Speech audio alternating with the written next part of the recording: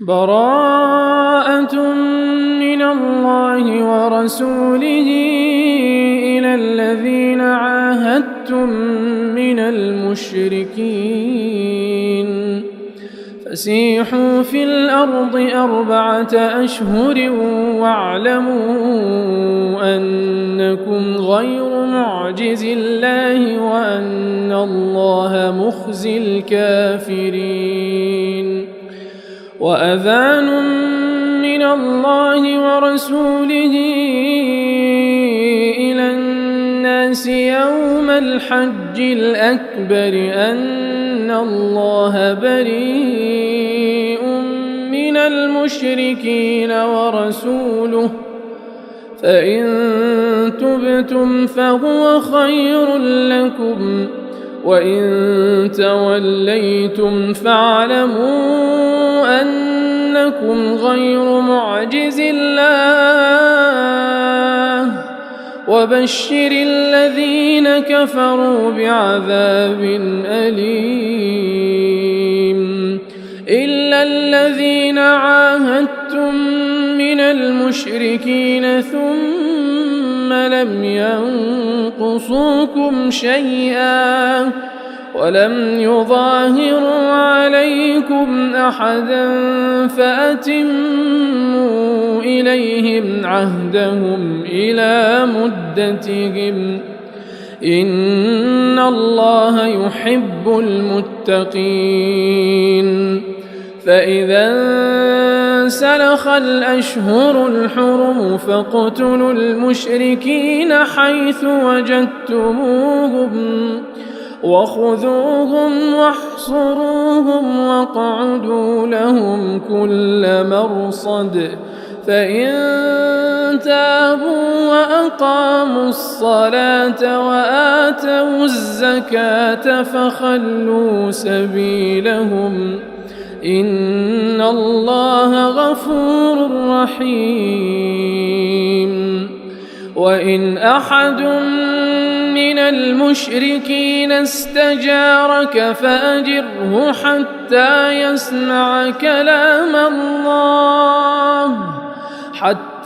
يسمع كلام الله ثم أبلغه مأمنه ذلك بأنهم قوم لا يعلمون كيف يكون للمشركين عهد عند الله وعند رسوله إلا الذين عاهدتم عند المسجد الحرام فما استقاموا لكم فاستقيموا لهم إن الله يحب المتقين كيف وإن يظهروا عليكم لا يرقبوا فيكم إلا ولا ذمة يرضونكم بأفواههم وتأبى قلوبهم وأكثرهم فاسقون اشتروا بآيات الله ثمنا قليلا فصدوا عن سبيله إنهم ساء ما كانوا يعملون لا يرقبون في مؤمن إلا ولا ذمة وأولئك هم المعتدون فإن تابوا وأقاموا الصلاة وآتوا الزكاة فإخوانكم في الدين ونفصل الآيات لقوم يعلمون وإن نكثوا أيمانهم من بعد عهدهم وطعنوا في دينكم فقاتلوا أئمة كلمة الكفر إنهم لا أيمان لهم لعلهم ينتهون ألا تقاتلون قوما نكثوا أيمانهم وهموا بإخراج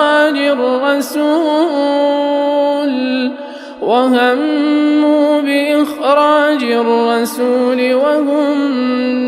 بدؤوكم أول مرة أتخشونهم فالله أحق أن تخشوه إن كنتم مؤمنين قاتلوهم يعذبهم الله بأيديكم ويخزهم وينصركم عليهم ويشف صدور قوم مؤمنين ويذهب غيظ قلوبهم ويتوب الله على من يشاء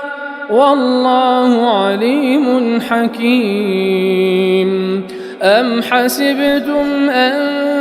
تتركوا ولما يعلم الله الذين جاهدوا منكم ولم يتخذوا من دون الله ولا رسوله ولا المؤمنين وليجة والله خبير بما تعملون ما كان للمشركين أن يعمروا مساجد الله شاهدين على أنفسهم بالكفر أولئك حبطت أعمالهم وفي النار هم خالدون إنما يعمر مساجد الله من آمن بالله واليوم الآخر وأقام الصلاة وآتى الزكاة ولم يخش إلا الله فعسى أولئك أن يكونوا من المهتدين أجعلتم سقاية الحاج وعمارة المسجد الحرام كمن آمن بالله واليوم الآخر وجاهد في سبيل الله لا يستوون عند الله والله لا يهدي القوم الظالمين الذين آمنوا وهاجروا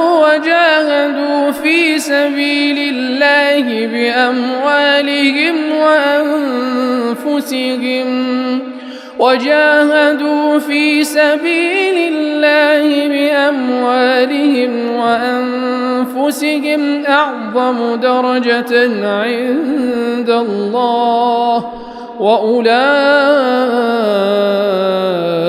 هم الفائزون يبشرهم ربهم برحمة منه ورضوان وجنات لهم فيها نعيم مقيم خالدين فيها أبدا إن الله عنده أجر عظيم يا أيها الذين آمنوا لا تتخذوا آباءكم وإخوانكم أولياء إن استحبوا الكفر على الإيمان ومن يتولهم منكم فأولئك هم الظالمون قل إن كان آباؤكم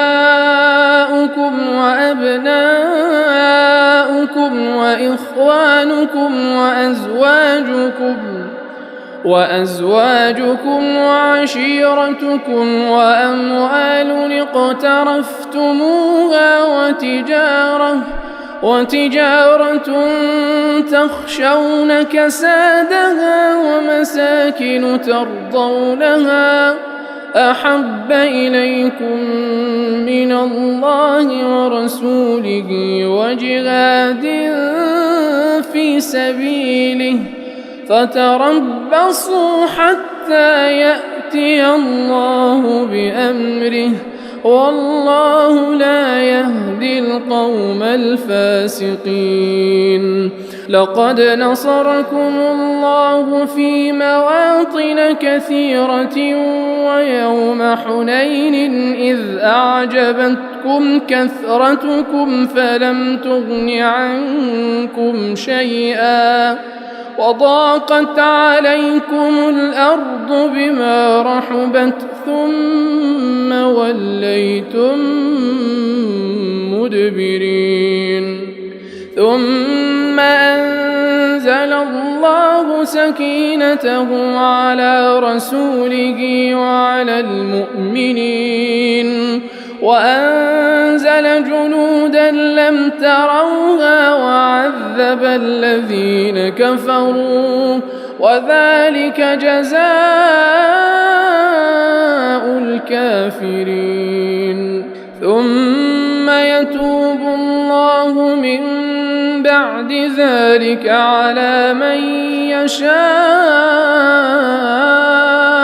والله غفور رحيم. يا أيها الذين آمنوا إنما المشركون نجس فلا يقربوا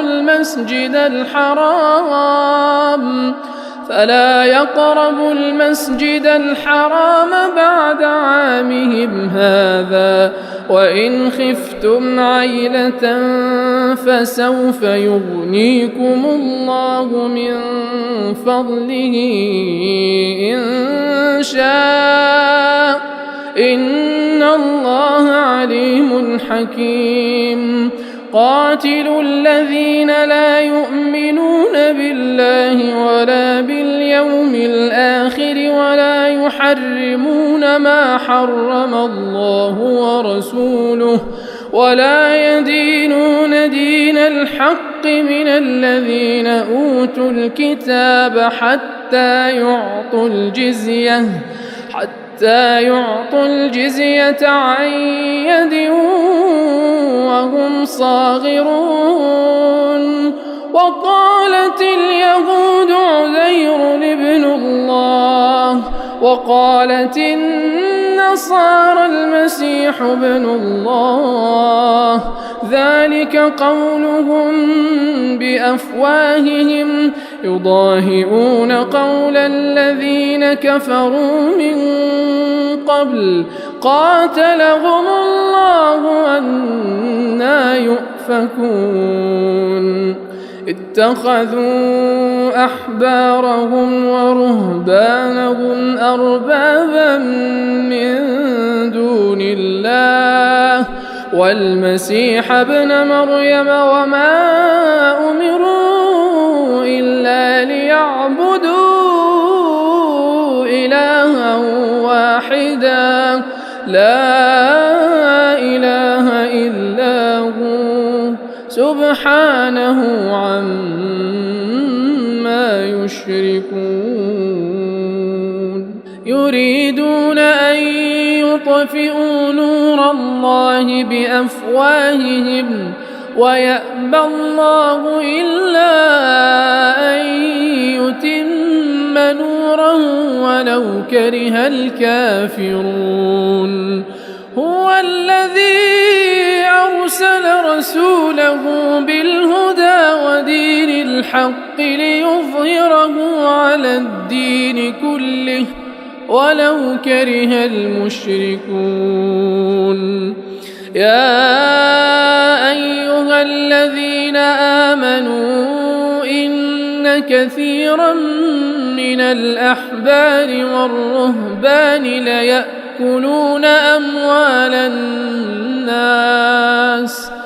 ليأكلون أموال الناس بالباطل ويصدون عن سبيل الله والذين يكنزون الذهب والفضة ولا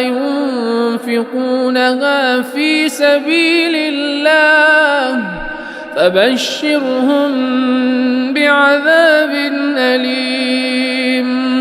يوم يحمى عليها في نار جهنم فتكوى بها جباههم وجنوبهم وظهورهم هذا ما كنزتم لأنفسكم فذوقوا ما كنتم تكنزون إن عدة الشهور عند الله 12 شهرا في كتاب الله يوم خلق السماوات والأرض منها 4 حرم ذلك الدين القيم فلا تظلموا فيهن أنفسكم وقاتلوا المشركين كافة كما يقاتلونكم كافة واعلموا أن الله مع المتقين إنما النسيء زيادة في الكفر يضل به الذين كفروا يحلونه عاما ويحرمونه عاما ليواطئوا عدة ما حرم الله فيحلوا ما حرم الله زين لهم سوء أعمالهم والله لا يهدي القوم الكافرين يا أيها الذين آمنوا ما لكم إذا قيل لكم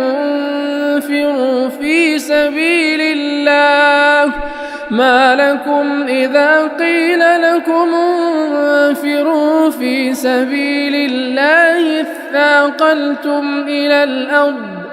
أرضيتم بالحياة الدنيا من الآخرة فما متاع الحياة الدنيا في الآخرة إلا قليل إلا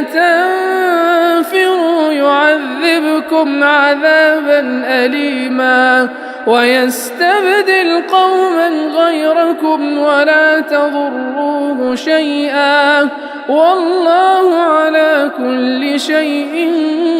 قدير إلا تنصروه فقد نصره الله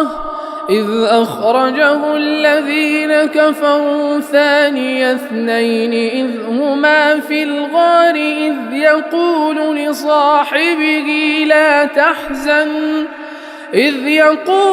لصاحبه لا تحزن إن الله معنا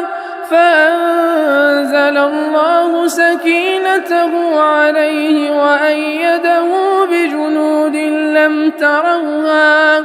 وجعل كلمة الذين كفروا السفلى وكلمة الله هي العليا والله عزيز حكيم انفروا خفافا وثقالا وجاهدوا بأموالكم وأنفسكم في سبيل الله ذلكم خير لكم إن كنتم تعلمون لو كان عرضا قريبا وسفرا قاصدا لاتبعوك ولكن بعدت عليهم الشقة وسيحلفون بالله لو استطعنا لخرجنا معكم يهلكون أنفسهم والله يعلم إنهم لكاذبون عفى الله عنك لما أذنت لهم حتى يتبين لك الذين صدقوا وتعلم الكاذبين لا يستأذنك الذين يؤمنون بالله واليوم الآخر أن يجاهدوا بأموالهم وأنفسهم والله عليم بالمتقين إنما يستأذنك الذين لا يؤمنون بالله واليوم الآخر وارتابت قلوبهم فهم في ريبهم يترددون ولو أرادوا الخروج لأعدوا له عدة ولكن كره الله بعاثهم فثبطهم وقيل اقعدوا مع القاعدين لو خرجوا فيكم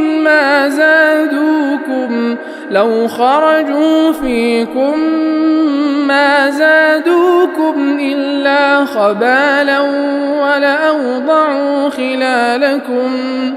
ولأوضعوا خلالكم يبغونكم الفتنة وفيكم سماعون لهم والله عليم بالظالمين لقد ابتغوا الفتنة من قبل وقلبوا لك الأمور حتى جاء الحق وظهر أمر الله وهم كارهون ومنهم من يقول ائذن لي ولا تفتني ألا في الفتنة سقطوا وإن جهنم لمحيطة بالكافرين إن تصبك حسنة تسؤهم وإن تصبك مصيبة يقولوا قد أخذنا أمرنا من قبل ويتولوا وهم فرحون قل لن يصيبنا إلا ما كتب الله لنا هو مولانا وعلى الله فليتوكل المؤمنون قل هل تربصون بنا إلا إحدى الحسنيين ونحن نتربص بكم أن يصيبكم الله بعذاب من عنده أو بأيدينا فتربصوا إنا معكم متربصون قل أنفقوا طوعا أو كرها لن يتقبل منكم إنكم كنتم قوما فاسقين وما منعهم أن تقبل منهم نفقاتهم إلا أنهم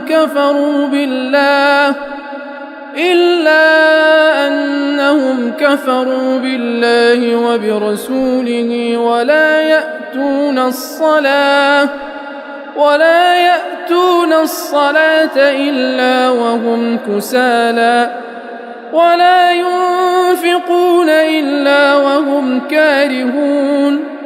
فلا تعجبك أموالهم ولا أولادهم إنما يريد الله ليعذبهم بها في الحياة الدنيا وتزهق أنفسهم وهم كافرون ويحلفون بالله إنهم لمنكم منكم وما هم منكم ولكنهم قوم يفرقون لو يجدون ملجأ أو مغارات أو مدخلا لولوا إليه وهم يجمحون ومنهم من يلمزك في الصدقات فإن أعطوا منها رضوا وإن لم يعطوا منها إذا هم يسخطون ولو أنهم رضوا ما آتاهم الله ورسوله وقالوا حسبنا الله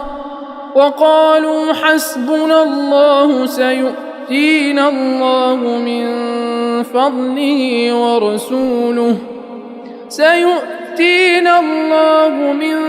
فضله ورسوله إنا إلى الله راغبون إنما الصدقات للفقراء والمساكين والعاملين عليها والمؤلفة قلوبهم وفي الرقاب والغارمين وفي سبيل الله وابن السبيل فريضة من الله والله عليم حكيم ومنهم الذين يؤذون النبي ويقولون هو أذن قل أذن خير لكم يؤمن بالله ويؤمن للمؤمنين ورحمة للذين آمنوا منكم والذين يؤذون رسول الله لهم عذاب أليم يحلفون بالله لكم ليرضوكم والله ورسوله أحق أن يرضوه إن كانوا مؤمنين ألم يعلموا أنه من يحادد الله ورسوله فإن له نار جهنم خالدا فيها ذلك الخزي العظيم يحذر المنافقون أن تنزل عليهم سورة تنبئهم بما في قلوبهم قل استهزئوا إن الله مخرج ما تحذرون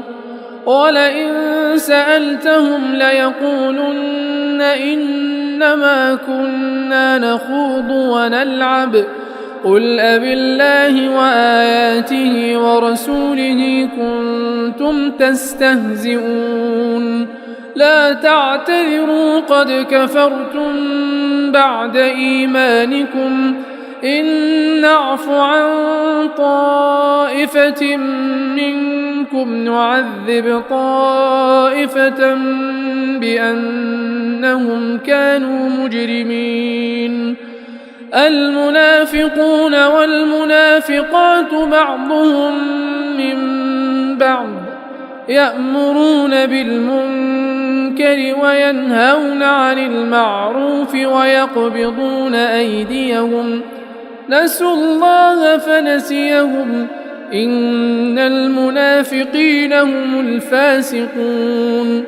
وعد الله المنافقين والمنافقات والكفار نار جهنم خالدين فيها هي حسبهم ولعنهم الله ولهم عذاب مقيم كالذين من قبلكم كانوا أشد منكم قوة وأكثر أموالا وأولادا فاستمتعوا بخلاقهم فاستمتعتم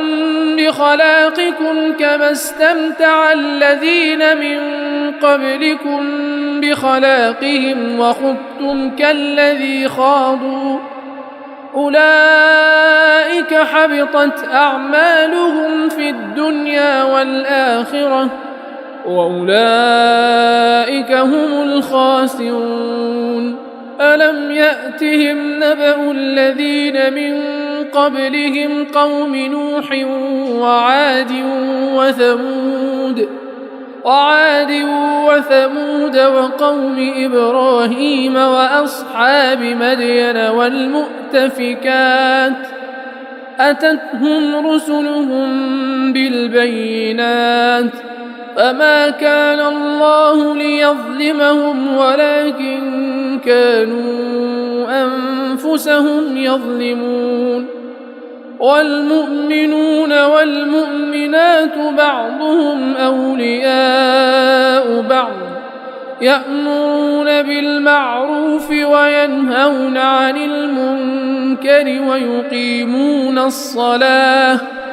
ويقيمون الصلاة ويؤتون الزكاة ويطيعون الله ورسوله أولئك سيرحمهم الله إن الله عزيز حكيم. وعد الله المؤمنين والمؤمنات جنات تجري من تحتها الأنهار خالدين فيها ومساكن طيبة في جنات عدن ورضوان من الله أكبر ذلك هو الفوز العظيم. يا أيها النبي جاهد الكفار والمنافقين واغلظ عليهم ومأواهم جهنم وبئس المصير. يحلفون بالله ما قالوا ولقد قالوا كلمة الكفر وكفروا بعد إسلامهم وهموا بما لم ينالوا وما نقموا إلا أن أغناهم الله ورسوله من فضله فإن يتوبوا يك خيرا لهم وإن يتولوا يعذبهم الله عذابا أليما في الدنيا والآخرة وما لهم في الأرض من ولي ولا نصير. ومنهم من عاهد الله لئن آتانا من فضله لنصدقن ولنكونن من الصالحين فلما آتاهم من فضله بخلوا به وتولوا وهم معرضون. فأعقبهم نفاقا في قلوبهم إلى يوم يلقونه بما أخلفوا الله ما وعدوه وبما كانوا يكذبون. ألم يعلموا أن الله يعلم سرهم ونجواهم وأن الله علام الغيوب. الذين يلمزون المطوعين من المؤمنين في الصدقات والذين لا يجدون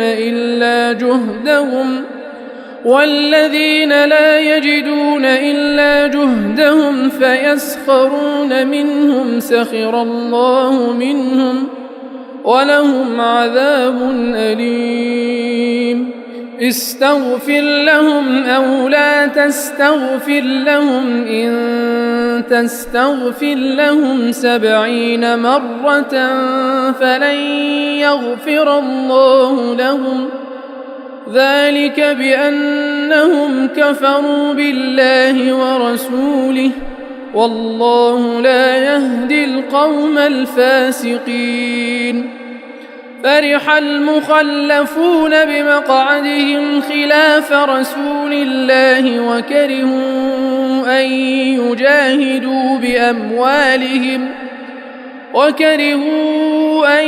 يجاهدوا بأموالهم وأنفسهم في سبيل الله وقالوا لا تنفروا في الحر قل نار جهنم أشد حرا لو كانوا يفقهون فليضحكوا قليلا وليبكوا كثيرا جزاء بما كانوا يكسبون فإن رجعك الله إلى طائفة منهم فاستأذنوك للخروج فقل لن تخرجوا معي أبدا ولن تقاتلوا معي عدوا إنكم رضيتم بالقعود أول مرة فاقعدوا مع الخالفين ولا تصل على أحد منهم مات أبدا ولا تقم على قبره إنهم كفروا بالله ورسوله وماتوا وهم فاسقون ولا تعجبك أموالهم وأولادهم إنما يريد الله أن يعذبهم بها في الدنيا وتزهق أنفسهم وهم كافرون وإذا أنزلت سورة أن آمنوا بالله وجاهدوا مع رسوله استأذنك أولو الطول منهم وقالوا ذرنا نكن مع القاعدين رضوا بأن يكونوا مع الخوالف وطبع على قلوبهم فهم لا يفقهون لكن الرسول والذين آمنوا معه جاهدوا بأموالهم وأنفسهم وأولئك لهم الخيرات وأولئك هم المفلحون أعد الله لهم جنات تجري من تحتها الأنهار خالدين فيها ذلك الفوز العظيم وجاء المعذرون من الأعراب ليؤذن لهم وقعد الذين كذبوا الله ورسوله سيصيب الذين كفروا منهم عذاب أليم ليس على الضعفاء ولا على المرضى ولا على الذين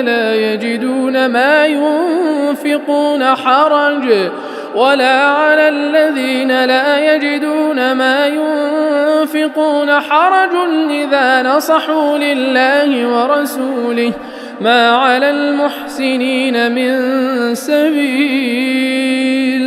والله غفور رحيم ولا على الذين إذا ما أتوك لتحملهم قلت لا أجد ما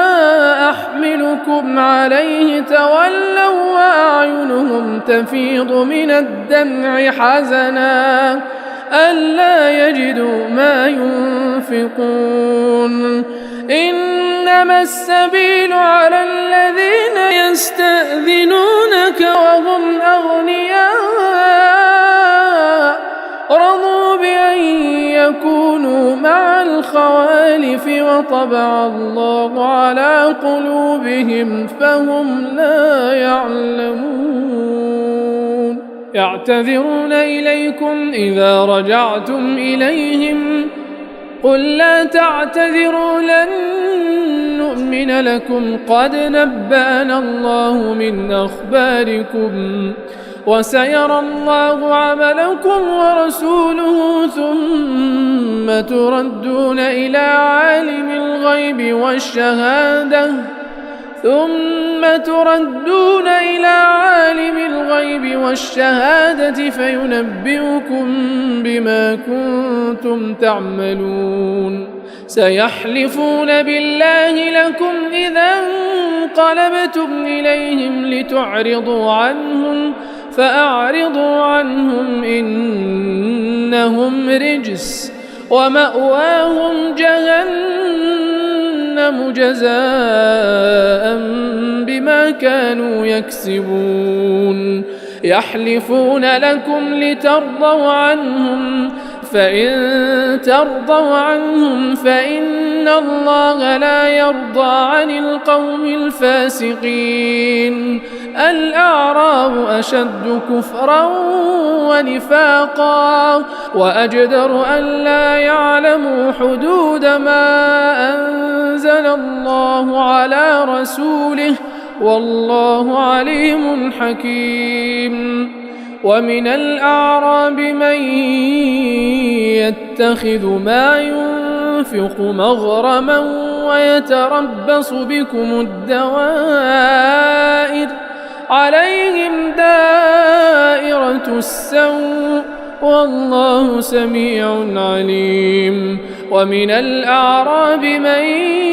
يؤمن بالله واليوم الآخر ويتخذ ما ينفق قربات عند الله وصلوات الرسول ألا إنها قربة لهم سيدخلهم الله في رحمته إن الله غفور رحيم والسابقون الأولون من المهاجرين والأنصار والذين اتبعوهم بإحسان رضي الله عنهم ورضوا عنه وأعد لهم جنات تجري تحتها الأنهار خالدين فيها أبدا ذلك الفوز العظيم وممن حولكم من الأعراب منافقون ومن أهل المدينة مردوا على النفاق لا تعلمهم نحن نعلمهم سنعذبهم مرتين ثم يردون إلى عذاب عظيم وآخرون اعترفوا بذنوبهم خلطوا عملا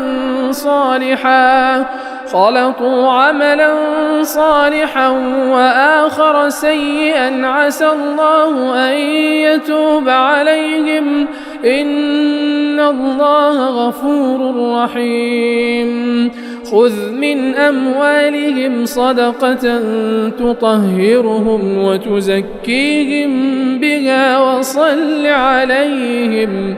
إن صلاتك سكن لهم والله سميع عليم ألم يعلموا أن الله هو يقبل التوبة عن عباده ويأخذ الصدقات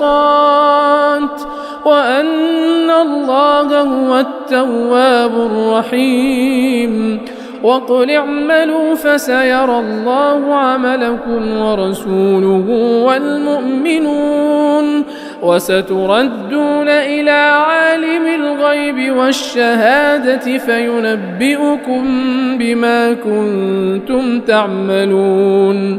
وآخرون مرجون لأمر الله إما يعذبهم وإما يتوب عليهم والله عليم حكيم والذين اتخذوا مسجدا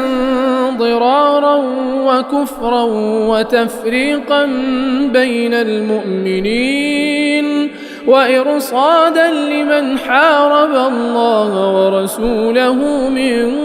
قبل وليحلفن إن أردنا إلا الحسنى والله يشهد إنهم لكاذبون لا تقم فيه أبدا لمسجد أسس على التقوى من أول يوم أحق أن تقوم فيه رجال يحبون أن يتطهروا والله يحب المطهرين أفمن أسس بنيانه على تقوى من الله ورضوان خير أم من أسس بنيانه على شفا جرف هار فانهار به في نار جهنم والله لا يهدي القوم الظالمين لا يزال بنيانهم الذي بنوا ريبة في قلوبهم إلا أن تقطع قلوبهم والله عليم حكيم إن الله اشترى من المؤمنين أنفسهم وأموالهم بأن لهم الجنة يقاتلون في سبيل الله فيقتلون ويقتلون وعدا عليه حقا في التوراة والإنجيل والقرآن ومن أوفى بعهده من الله فاستبشروا ببيعكم الذي بايعتم به وذلك هو الفوز العظيم التائبون العابدون الحامدون السائحون الراكعون الساجدون الآمرون بالمعروف والناهون عن المنكر والحافظون لحدود الله وبشر المؤمنين ما كان للنبي والذين آمنوا أن يستغفروا للمشركين ولو كانوا أولي قربى من بعد ما تبين لهم أنهم أصحاب الجحيم وما كان استغفار إبراهيم لأبيه إلا عن موعدة وعدها إياه فلما تبين له أنه عدو لله تبرأ منه إن إبراهيم لأواه حليم وما كان الله ليضل قوما بعد إذ هداهم حتى يبين لهم ما يتقون إن الله بكل شيء عليم إن الله له ملك السماوات والأرض يحيي ويميت وما لكم من دون الله من ولي ولا نصير لقد تاب الله على النبي والمهاجرين والأنصار الذين اتبعوه في ساعة العسرة من بعد ما كاد يزيغ قلوب فريق منهم ثم تاب عليهم إنه بهم رءوف رحيم وعلى الثلاثة الذين خلفوا حتى إذا ضاقت عليهم الأرض بما رحبت وضاقت عليهم أنفسهم وظنوا أن لا ملجأ من الله إلا إليه ثم تاب عليهم ليتوبوا إن الله هو التواب الرحيم يا أيها الذين آمنوا اتقوا الله وكونوا مع الصادقين ما كان لأهل المدينة ومن حولهم من الأعراب أن يتخلفوا عن رسول الله ولا يرغبوا بأنفسهم عن نفسه ذلك بأنهم لا يصيبهم ظمأ ولا نصب ولا مخمصة في سبيل الله ولا يطؤون موطئا يغيظ الكفار ولا ينالون من عدو نيلا إلا كتب لهم به عمل صالح إن الله لا يضيع أجر المحسنين ولا ينفقون نفقة صغيرة ولا كبيرة ولا يقطعون واديا إلا كتب لهم ليجزيهم الله أحسن ما كانوا يعملون وما كان المؤمنون لينفروا كافة فلولا نفر من كل فرقة منهم طائفة ليتفقهوا في الدين ولينذروا قومهم إذا رجعوا إليهم لعلهم يحذرون يا أيها الذين آمنوا قاتلوا الذين يلونكم من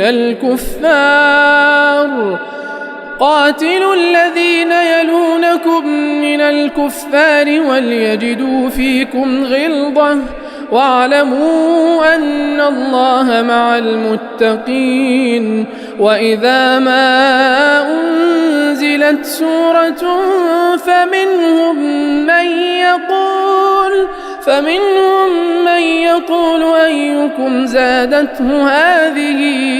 إيمانا فأما الذين آمنوا فزادتهم إيمانا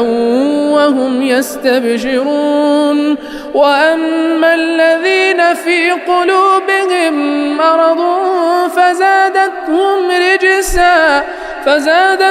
رجسا إلى رجسهم وماتوا وهم كافرون أولا يرون أنهم يفتنون في كل عام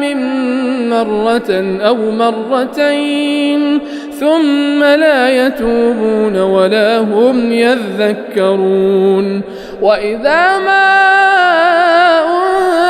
أنزلت سورة نظر بعضهم إلى بعض هل يراكم من أحد ثم انصرفوا صرف الله قلوبهم بأنهم قوم لا يفقهون لقد جاءكم رسول من أنفسكم عزيز عليه ما عنتم حريص عليكم بالمؤمنين رؤوف رحيم فإن تولوا فقل حسبي الله لا إله إلا هو عليه توكلت وهو رب العرش العظيم الله